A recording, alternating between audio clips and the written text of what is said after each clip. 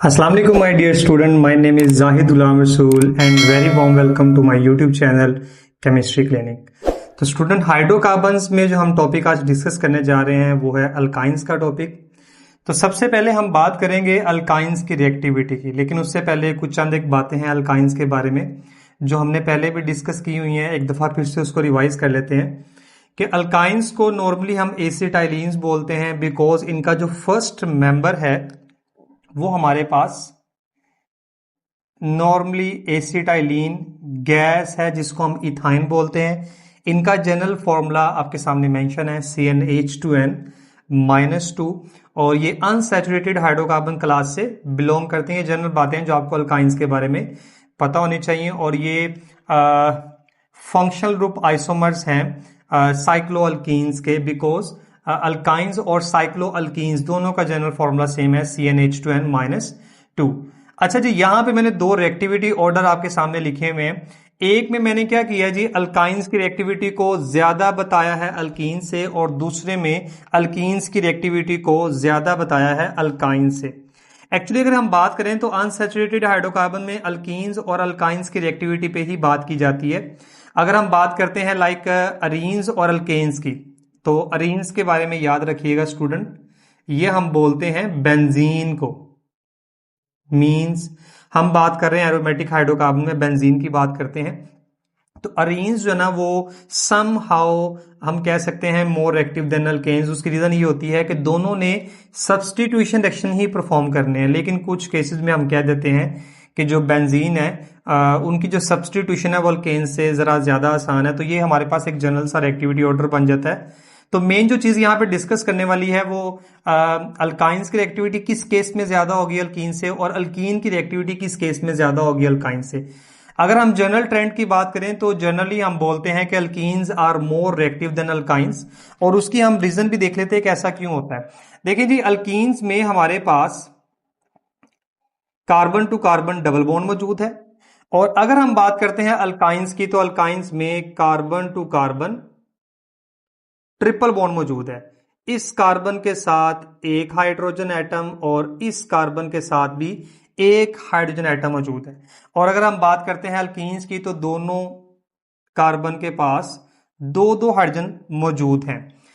अच्छा जी, अल्कीन्स कब रिएक्टिव होंगे ज्यादा? अल्कीन्स रिएक्टिव होंगे in acidic reactions because the acidic nature of alkynes is more than alkenes. अब स्टूडेंट एसिडिक नेचर क्या होती है? नॉर्मली हम कहते हैं कि वो सब्सटेंसेस जो स्ट्रॉन्ग एसिड कहलाते हैं, उसकी रीजन क्या होती है कि वो किसी भी रिएक्शन में या किसी भी नॉर्मली जो एक्वस मीडियम होते हैं या लिक्विड मीडियम्स होते हैं उसमें उनका जो हाइड्रोजन आयन होता है वो डोनेट करने की पावर ज्यादा होती है।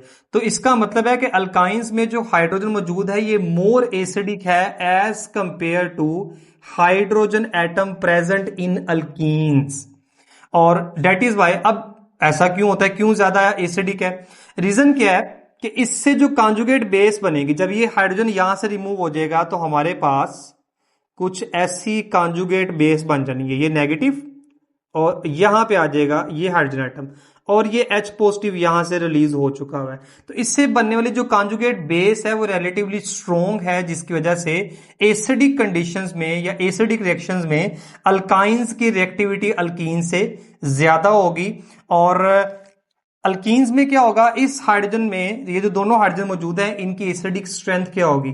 कम होगी, क्योंकि इसके नतीजे में बनने वाली जो कॉन्जुगेट बेस होगी उसकी stability as compare to alkynes वो कम होगी। इसी वजह से हम कहते हैं कि alkynes are more acidic than alkenes. तो ये याद रखिएगा स्टूडेंट, ये जो हमने बात की है इस सारे रिएक्टिविटी ऑर्डर की, ये है जी एसिडिक मीडियम की हमने बात की है। हमने इनकी रिएक्टिविटी ऑर्डर को एक्सप्लेन किया है एसिडिक मीडियम में। और अगर हम बात करते हैं लाइक अरीन्स और अल्केन्स की बात करते हैं तो स्टूडेंट वो आपको पता है कि अरीन्स में नॉर्मली हम अगर बात करते हैं इसमें आप सिंपली कह सकते हैं C6H6 मौजूद है।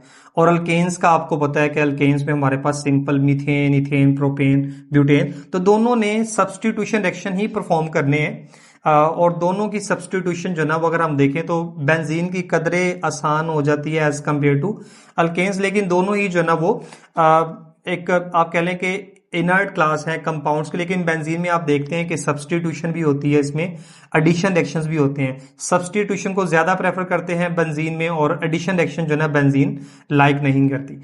अच्छा जी, दूसरा जो रिएक्टिविटी ऑर्डर लिखा है मैंने अल्कीन्स का और अल्काइंस का, इसमें अल्कीन्स की रिएक्टिविटी अल्काइंस से ज्यादा, और ये कब होगी? ये होगी जी अगर हम बात करते हैं यहां पे carbon to carbon double bond और carbon to carbon triple bond की बात करते हैं। तो स्टूडेंट ये बात हो रही है जी एडिशन रिएक्शंस की, मतलब ये कब होगा? याद रखिएगा ये होगा एडिशन रिएक्शंस में, in addition reactions. Addition reaction में alkenes are more reactive than alkynes. अब इसकी रीजन क्या है? रीजन ये है कि देखिए जी अल्कीन्स में एक सिग्मा बॉन्ड है और एक पाई बॉन्ड है। अल्काइंस में अगर हम देखें तो हमारे पास एक सिग्मा बॉन्ड है और इसके पास दो पाई बॉन्ड्स मौजूद हैं अल्काइंस में। तो स्टूडेंट सिंगल पाई बॉन्ड अगर मौजूद है मींस एक ही पाई बॉन्ड मौजूद है तो उसकी डीलोकलाइजेशन ज्यादा है। बॉन्ड वीक होगा उसके ब्रेक होने के चांसेस ज्यादा हैं, उस बॉन्ड की डिफ्यूजन ज्यादा, means the pi bond present in alkenes are more diffuse than the pi bonds which are present in alkynes. ऐसा क्यों होता है? ये बिल्कुल ऐसी है कि देखें दो पाई बॉन्ड्स मौजूद हैं, दोनों में डिफ्यूजन है, मींस डिफ्यूज्ड हैं, ये above and below the plane move करते हैं। तो जब दो पाई बॉन्ड्स आ जाते हैं और उनकी movement above and below the plane होती है तो इसमें थोड़ी सी हिंड्रेंस आ जाती है, मींस एक पाई बॉन्ड के इलेक्ट्रॉन्स दूसरे पाई बॉन्ड के इलेक्ट्रॉन्स को रिपेल कर रहे होते हैं, जिसकी वजह से इनकी मूवमेंट थोड़ी सी स्लो हो जाती है, ये लेस डिफ्यूज्ड हो जाते हैं, लेस डीलोकलाइज हो जाते हैं as compare to alkenes. That is why alkenes are more reactive than alkynes in addition reactions. तो ये दो रिएक्टिविटी ऑर्डर थे जो हमने डिस्कस करने थे अल्काइंस को स्टार्ट करने से पहले।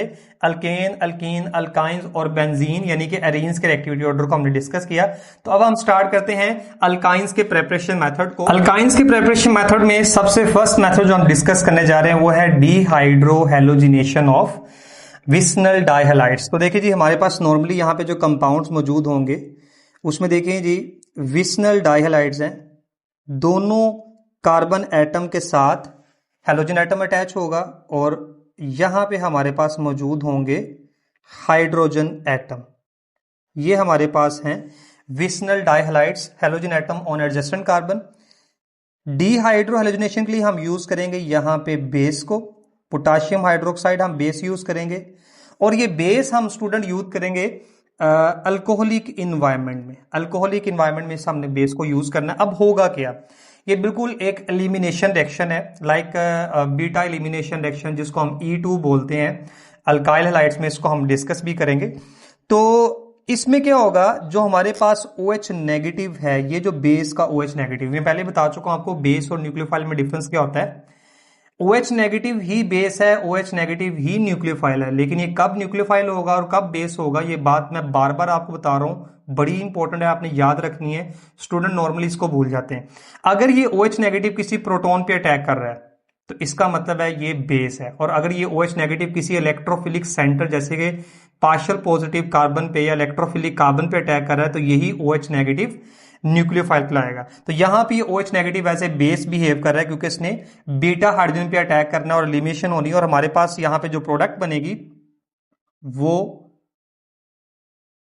इथाइन का मॉलिक्यूल होगा। और साथ देखें यहां पे हुआ क्या है, यहां पे -2HX means halogen atom, hydrogen, halogen atom and hydrogen ये यहां से रिमूव होंगे। ये मैंने जनरल डायरेक्शन लिखा है। अब इसको हम जरा डिस्कस करते हैं कि ये 2 स्टेप में रिमूवल होना है हाइड्रोजन हैलाइड का, तो इन 2 स्टेप्स को हम डिस्कस करेंगे। विस्नल डाइहैलाइड के एग्जांपल से हम स्टार्ट करेंगे। हमारे पास ये कंपाउंड मौजूद है जिसको हम कह सकते हैं 1,2-डाइब्रोमो इथेन। ये हमारे पास स्टार्टिंग कंपाउंड है जहां से हमने डीहाइड्रोहैलोजिनेशन स्टार्ट करनी है। इस कंपाउंड को हम बोलेंगे 1,2-डाइब्रोमो इथेन।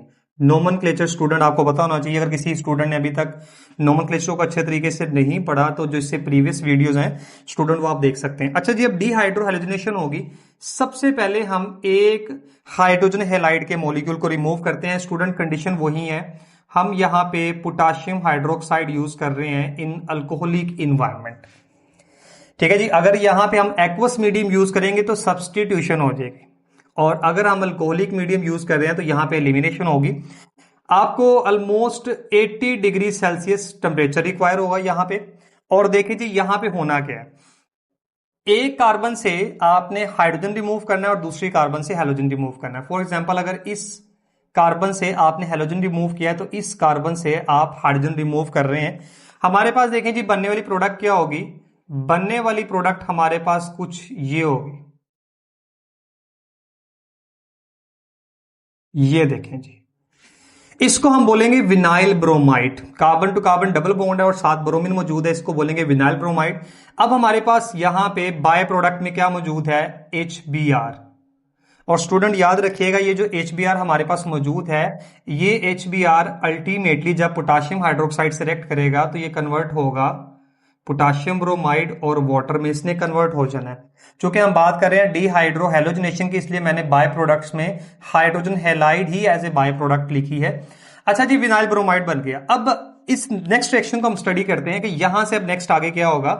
ये बड़ा इंपॉर्टेंट पॉइंट है जो कि आपने समझना है। Carbon to carbon double bond, अब ये हाइड्रोजन और एक हाइड्रोजन हमारे पास यहां पे मौजूद है। तो स्टूडेंट देखें जी, अल्फा कार्बन हमारे पास ये है और ये कार्बन बन चुकी है बीटा कार्बन। अगेन सेम वही कंडीशंस है जी, हम अल्कोहलिक एनवायरनमेंट में यूज कर रहे हैं पोटाशियम हाइड्रोक्साइड,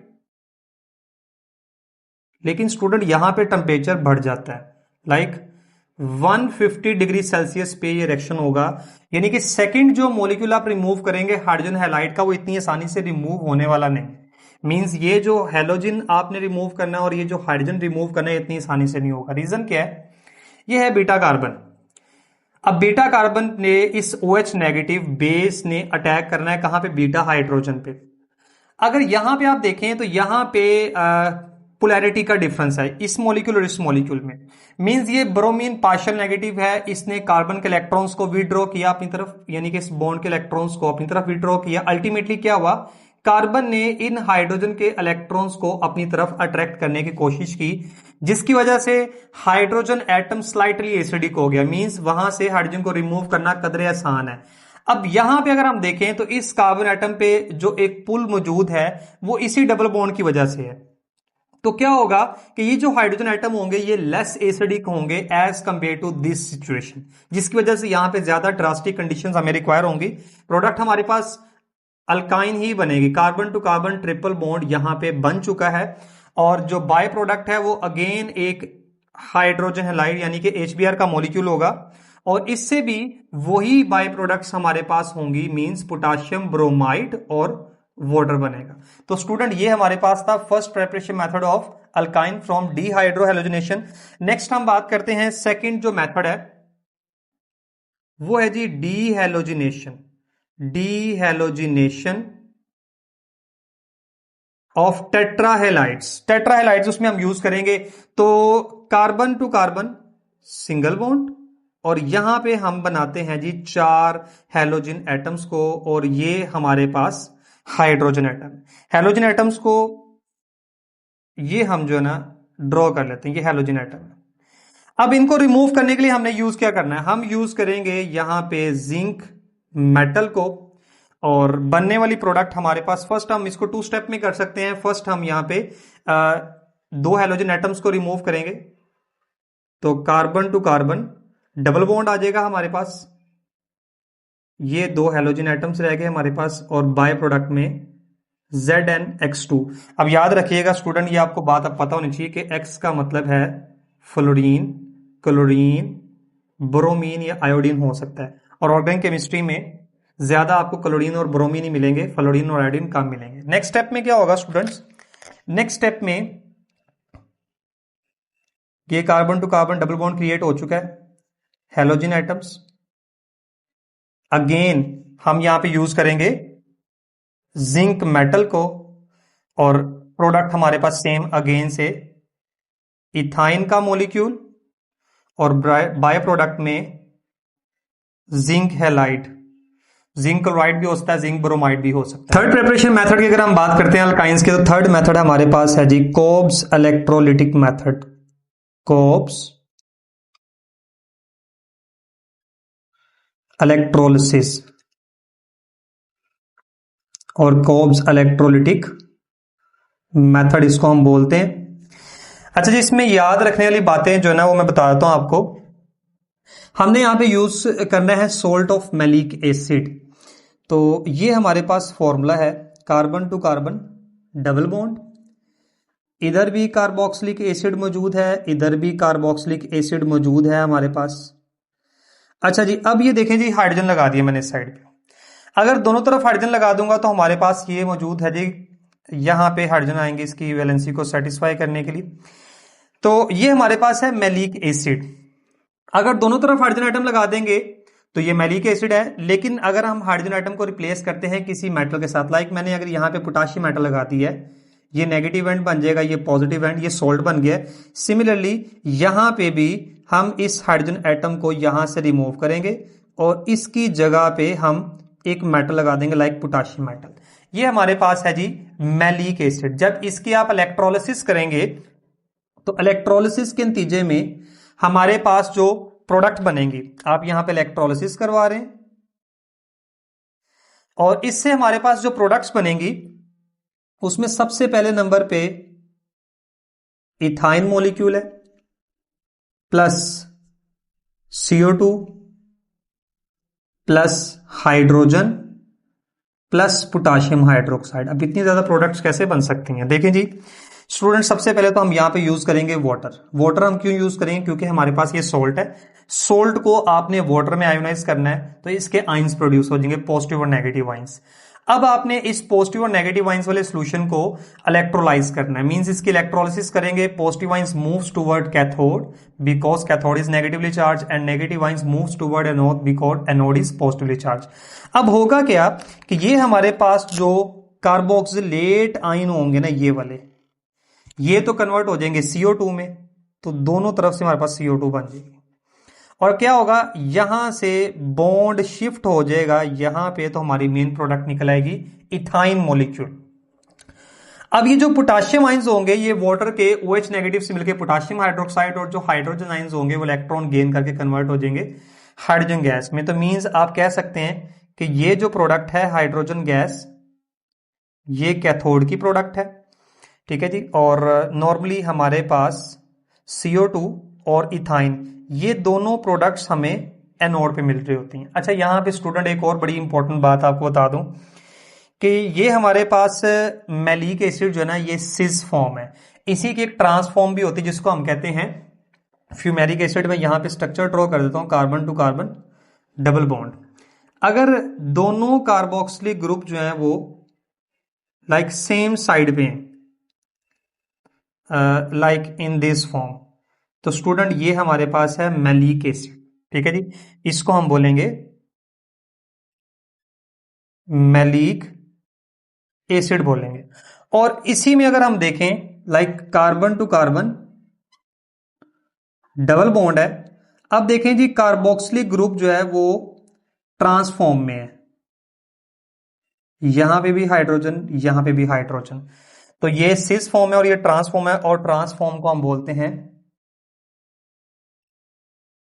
फ्यूमेरिक एसिड बोलेंगे। तो स्टूडेंट ये थे प्रेपरेशन मेथड जो कि हमने अल्काइंस के डिस्कस किए हैं।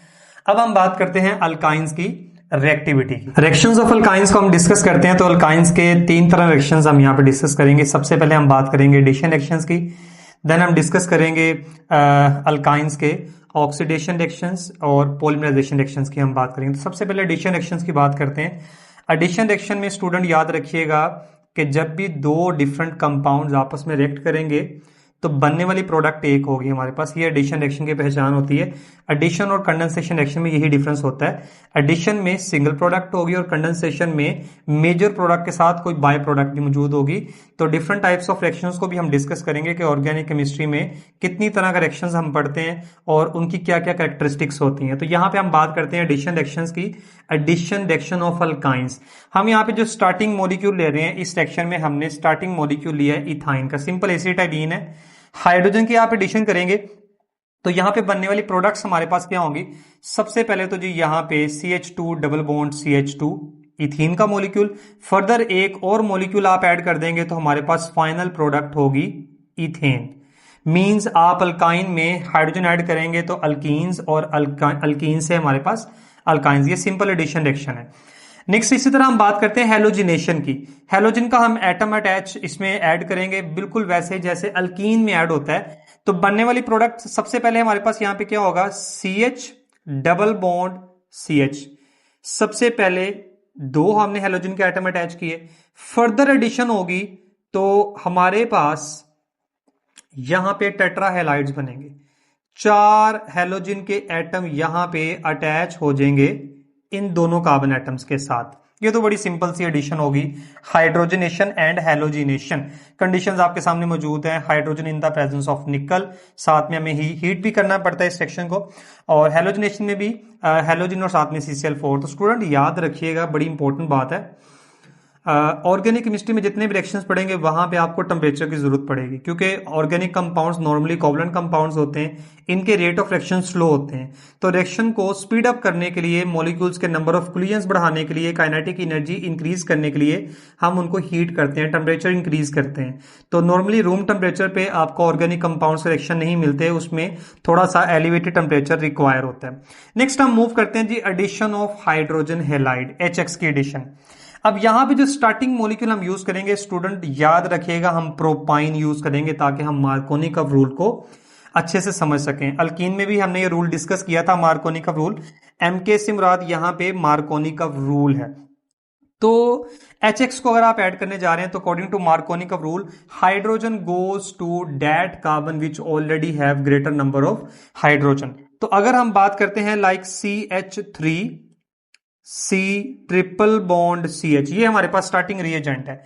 तो बड़ी ही आसान सी बात है, अगर आप यहां पे HX ऐड करने जा रहे हैं तो स्टूडेंट क्या होगा? ये जो हेलोजन एटम होगा ये इस कार्बन के पास आएगा, और ये जो हमारे पास हाइड्रोजन एटम होगा ये इस कार्बन के पास जाएगा। तो बनने वाली देखें हमारे पास प्रोडक्ट क्या होगी यहां पे? CH3C double bond CH2 and X। अगर आप यहां पे एक और मॉलिक्यूल ऐड करना चाहते हैं हाइड्रोजन हैलाइड का, again according to Markovnikov rule होगा। अगर हम इसी कंपाउंड की बात कर लेते हैं तो देखिए जी यहां पे मार्कोनी-कप रूल के अकॉर्डिंग एडिशन कैसे होगी। इसी में अगर आप HX का एक और मॉलिक्यूल ऐड करेंगे तो अगेन हेलोजन एटम इस कार्बन के साथ और हाइड्रोजन एटम इस कार्बन के साथ अटैच। हम इसी मॉलिक्यूल से स्टार्ट कर लेते हैं, like CH3C double bond CH2, और यहां पे मौजूद है जी हेलोजन एटम। अब देखिएगा जब यहां पे आप एडिशन करवाएंगे एक और HX के मॉलिक्यूल की, according to Markovnikov rule hydrogen goes to that carbon which already have greater number of hydrogen, और जो हमारे पास हेलोजन एटम होगा ये वाला, ये हेलोजन एटम फिर से इस कार्बन के पास जाएगा। तो देखें जी हमारे पास जो बनने वाली प्रोडक्ट होगी वो CH3C इस तरफ भी हेलोजन, इस तरफ भी हेलोजन, तो 2 डाई हेलो प्रोपेन हमारे पास प्रोडक्ट होगी। मींस दोनों ही एडिशन यहां पे अकॉर्डिंग टू मार्कोनी-कप रूल होंगी। अगर आप सिंपल इथाइन का मॉलिक्यूल यूज करते हैं तो दोनों कार्बन के पास इक्वल हाइड्रोजन होंगी, फर्स्ट स्टेप तो विदाउट मार्कोनी-कप रूल होगा। लेकिन जब आप उसमें सेकेंड हाइड्रोजन हैलाइड ऐड करेंगे तो वहां पे मार्कोनी-कप रूल यूज होगा, बिकॉज फिर दोनों कार्बन के पास equal number of hydrogen atoms नहीं होंगे। अच्छा जी, अब हम बात करते हैं एडिशन ऑफ वाटर की बात करते हैं।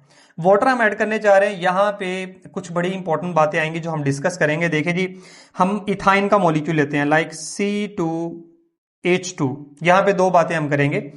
हमने इथाइन के मॉलिक्यूल में जब वाटर ऐड किया तो कंडीशन कुछ ऐसी होगी, लाइक अगर हमारे पास वाटर ऐड होने के बाद CH और यहां पे आ गया OH, मींस बनने वाली प्रोडक्ट हमारे पास है जी विनाइल अल्कोहल।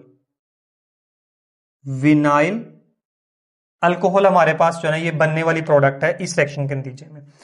अब यहां पे क्या होगा, इसमें रीअरेंजमेंट होगी, और रीअरेंजमेंट के नतीजे में हमारे पास कुछ ये प्रोडक्ट बनेगी,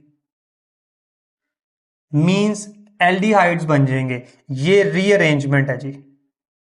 ठीक है, रीअरेंजमेंट के नतीजे में ये विनाइल अल्कोहल चेंज हो जाएगी हमारे पास एथानल में। ओके, अब स्टूडेंट इसी रिएक्शन को ना मैं थोड़ा सा और एक्सप्लेन कर देता हूं। अब CH3 C triple bond CH, हमने स्टार्टिंग जो मॉलिक्यूल लिया है वो है जी प्रोपाइन का मॉलिक्यूल। अब इसमें हमने एडिशन ऑफ वाटर करनी है, H और OH ऐड कर रहे हैं। सेम कंडीशंस हम यूज कर रहे हैं, कंडीशन हमारे पास वही है, सल्फ्यूरिक एसिड आप यूज कर रहे हैं और HgSO4 मर्क्यूरिक सल्फेट आप यूज कर रहे हैं। 10% सोल्यूशन इसका भी यूज करें। According to Markovnikov rule, hydrogen goes to that carbon which have greater number of hydrogen and negative part of adding reagent goes to that carbon which have least number of hydrogen। अब देखें जी, बनने वाली यहां पे product क्या होगी? बनने वाली प्रोडक्ट यहां पे एक अल्कोहल होगी विनाइल अल्कोहल की फॉर्म में, like CH3C double bond CH2OH, ये हमारे पास यहां पे OH अटैच हो गया। अब आपने टोटोमेरिज्म पढ़ी हुई है। टोटोमेरिज्म की कंडीशन ये होती है proton shifting with in the same molecule. एक ही मॉलिक्यूल में प्रोटॉन शिफ्टिंग होनी चाहिए। अब यहां प्रोटॉन शिफ्टिंग किस तरह से होगी? देखें जी, ये डबल बॉन्ड मौजूद है और ये हमारे पास ये हमारे पास एक बॉन्ड मौजूद है ऑक्सीजन हाइड्रोजन का और ये डबल बॉन्ड है। होगा ये कि इस बॉन्ड के इलेक्ट्रॉन यहां पे शिफ्ट होंगे और ये हमारे पास एक प्रोटॉन जनरेट होगा। डबल बॉन्ड यानी कि पाई इलेक्ट्रॉन यहां पे शिफ्ट होंगे, इस कार्बन पे आ जाएगा नेगेटिव चार्ज। होगा ये कि ये वाला प्रोटॉन इधर शिफ्ट हो जाएगा, इस कार्बन और ऑक्सीजन के दरमियान बन जाएगा डबल बॉन्ड। तो देखें प्रोटॉन शिफ्टिंग हुई है लेकिन सेम मॉलिक्यूल में हुई है। प्रोडक्ट हमारे पास यहां पे क्या बनेगी? ये रीअरेंजमेंट हो रही है, रीअरेंजमेंट। इससे क्या बनेगा हमारे पास? CH3C double bond oxygen and CH3 means बनने वाली प्रोडक्ट हमारे पास है जी एसीटोन। अब आप देखें, अगर आप इथाइन में वाटर मॉलिक्यूल ऐड कर रहे हैं तो बनने वाली प्रोडक्ट एल्डिहाइड है, प्रोपाइन में ऐड कर रहे हैं तो बनने वाली प्रोडक्ट हमारे पास कीटोन है। इसी तरह हम बात करते हैं एडिशन ऑफ NH3। जब हम इथाइन मॉलिक्यूल में अमोनिया ऐड करेंगे तो हमारे पास बनने वाले कंपाउंड्स होंगे alkane nitrile, like CH3C triple bond N। ये हमारे पास, इसको आप मिथाइल साइनाइड भी बोल सकते हैं और इसको आप इथेन नाइट्राइल भी बोल सकते हैं। इस कंपाउंड को हम बोलेंगे, ये वैसे इसको हम बोलेंगे अल्केन नाइट्राइल्स बोलेंगे। C ट्रिपल बॉन्ड N जो है इसको हम बोलते हैं नाइट्राइल ग्रुप बोलते हैं। तो मिथाइल साइनाइड्स हमारे पास बनते हैं। इसी तरह जब हम बात करते हैं एडिशन ऑफ HCN की, HCN को हम ऐड करते हैं in the presence of cuprous chloride and ammonium chloride. तो देखिए जी, यहां पे हमारे पास बनने वाली प्रोडक्ट्स क्या होंगी? तो बनने वाली प्रोडक्ट स्टूडेंट यहां पे होगी CH2 डबल बॉन्ड CH और यहां पे आ जाएगा CN। इनको हम बोलते हैं, इन कंपाउंड्स को एक्राइलो नाइट्राइल्स बोलते हैं, एक्राइलो नाइट्राइल्स। तो स्टूडेंट ये थे हमारे पास एडिशन रिएक्शंस। ऑक्सीडेशन रिएक्शंस की बात करते हैं। अल्काइंस के जो ऑक्सीडेशन रिएक्शन है, दो ही रिएक्शंस हमने डिस्कस करने हैं। सबसे पहले हम यहां बात करेंगे हाइड्रोजाइलेशन। अब हाइड्रोजाइलेशन में स्टूडेंट क्या होगा? हमारे पास इथाइन का मॉलिक्यूल है और इसकी हमने ऑक्सीडेशन कर देनी है इन the presence of alkyne KMnO4 solution, जिसे हम बेयर्स रीजेंट भी क्या कहा था हमने अल्काइंस के केस में, अल्कीन्स के केस में। तो यहां पे अल्कलाइन इन्वायरमेंट है और हम यूज कर रहे हैं KMnO4 जो कि एक स्ट्रॉन्ग ऑक्सीडाइजिंग एजेंट है। अब ये इथाइन का जो मॉलिक्यूल है ये सबसे पहले कन्वर्ट होगा कुछ इस स्ट्रक्चर में, मींस टेट्रा हाइड्रोक्सी इथेन हमारे पास बनेगी और यही मॉलिक्यूल फर्दर कन्वर्ट हो जाएगा ग्लाइऑक्सिल में। मींस इथाइन की अगर आप ऑक्सीडेशन करें इन the presence of alkyne KMnO4 तो हमारे पास जो एंड प्रोडक्ट बनने वाली है स्टूडेंट वो है जी ग्लाइऑक्सिल। ये हमारे पास एंड प्रोडक्ट है जिसका हम बोलते हैं ग्लाइऑक्सिल। ग्लाइओक्सिल। अल्कीन्स की अगर आप हाइड्रोजाइलेशन करते हैं तो एंड प्रोडक्ट ग्लाइकोल्स होते हैं, अल्काइंस की कर रहे हैं तो एंड प्रोडक्ट ग्लाइओक्सिल है। अब फर्दर क्या होगा, ये जो हमारे पास ग्लाइओक्सिल का मॉलिक्यूल होगा, इसकी स्टूडेंट अगर आप फर्दर ऑक्सीडेशन करते हैं सेम इन्वायरमेंट में, मींस आप KMnO4 ही यूज कर रहे हैं, तो एंड प्रोडक्ट हमारे पास होगी ऑक्सैलिक एसिड। ये है जी हमारे पास एंड प्रोडक्ट, जिसको हम बोलेंगे ऑक्सैलिक एसिड बोलेंगे। और सेकंड अगर हम बात करते हैं ऑक्सीडेशन रिएक्शन की, तो बड़ा ही सिंपल सा है, और वो है जी कंबस्शन। तो स्टूडेंट कंबस्शन हम काफी दफा कर चुके हैं और मैंने आपको बार बार बताया हुआ है कि जब भी आप कोई मॉलिक्यूल कंबस्ट कर रहे हैं लाइक C2H2, आप इसकी कंप्लीट कंबस्शन कर रहे हैं in the presence of oxygen. जितने कार्बन मौजूद हैं हमारे पास स्टार्टिंग कंपाउंड में लाइक इथाइन में, उतने ही आप CO2 मॉलिक्यूल्स बनाएं, क्योंकि एमसीक्यूज में यही बातें पूछी जाती हैं कि कार्बन डाइऑक्साइड के मॉलिक्यूल्स कितने बन रहे हैं, वाटर कितना बन रहा है, ऑक्सीजन कितनी कंज्यूम हो रही है, और जितने हाइड्रोजन है उससे half water molecule like 1 water molecule. Total हमारे पास कितने ऑक्सीजन मौजूद हैं, 4 ऑक्सीजन एटम CO2 में और एक यहां पे 5/2 2.5 moles of oxygen is consume to burn completely combust the ethyne molecule. Next हम बात करते हैं अगर पॉलीमराइजेशन रिएक्शन की। थर्ड जो हमारे पास कैटेगरी आ जाती है वो है जी पॉलीमराइजेशन। पॉलीमराइजेशन रिएक्शंस आ जाते हैं अल्काइन के। पॉलीमराइजेशन रिएक्शन में सबसे पहले तो याद रखिएगा conversion of acetylene to benzene. 3 molecules हम यूज करेंगे, पॉलीमराइजेशन होगी और हमारे पास जो प्रोडक्ट बनेगी वो है बेंजीन। और ये कंडीशंस है कुछ यहाँ पे 300 डिग्री सेल्सियस हम टेम्परेचर प्रोवाइड करते हैं, और ये कॉपर ट्यूब हमारे पास होती है जहां से हम एसिटाइलिन गैस का पास करते हैं कॉपर ट्यूब से। ओवर 300 डिग्री सेल्सियस टेम्परेचर ये कन्वर्ट हो जाएगी बेंजीन में, और बेंजीन का स्ट्रक्चर आपको पता है कुछ ऐसा स्ट्रक्चर हमारे पास होता है बेंजीन। तो ये conversion of aliphatic hydrocarbons to aromatic hydrocarbon से बड़ा इंपॉर्टेंट रिएक्शन है पॉलीमराइजेशन में। और इसी तरह पॉलीमराइजेशन में एक और बड़ी छोटी सी बात आपने बस याद रखनी है, और वो ये है कि अगर हम इथाइन की पॉलीमराइजेशन करते हैं और कंडीशंस हम यूज करते हैं लाइक बिल्कुल यही वाली condition Cu2Cl2 cuprous chloride along with ammonium chloride, तो स्टूडेंट सबसे पहले यहां पे जो कंपाउंड बनेगा ना वो तो हमारे पास होगा विनाइल एसिटाइलिन। ठीक है, मैंने यहां पे नाम इसलिए लिखा है क्योंकि ये स्ट्रक्चर हमने पहले डिस्कस किए हैं, तो आपने ये देखना है कि किस कंपाउंड का स्ट्रक्चर, इसका स्ट्रक्चर पता होना चाहिए विनाइल एसिटाइलिन का आपको, जिसको हम ब्यूटा या बट 1ene3 आइन भी बोलते हैं, नॉमेनक्लेचर में हमने इसको डिस्कस किया था। विनाइल एसिटाइलिन में जब आप HCl ऐड करते हैं तो ये कन्वर्ट होगा बड़े ही इंपॉर्टेंट एक मोनोमर में, जिसको हम बोलते हैं